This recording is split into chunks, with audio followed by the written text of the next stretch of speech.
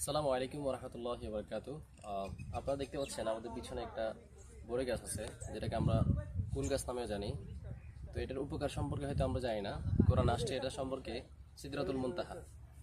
তো বড়ই গাছের আরবি নাম হচ্ছে সিদরাতুল বা সাদার পাথা।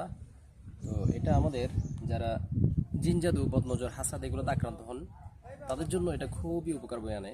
যেমন আপনি 60টা বড়ি পাতা নেবেন এখান থেকে, গাছ থেকে 60টা বড়ি পাতা নিয়ে শিলপাটা অথবা যেই মাধ্যমে পারেন, ব্লেন্ডারে থাকুক বা শিলপাটে হোক, আপনারা এগুলো বেটে ওইখানে সূরা ফাতিহা, আয়াতুল কুরসি, সূরা ফালাক নাস এবং সেহের নষ্টের আয়াতগুলা পরে ওইখানে দম করবেন।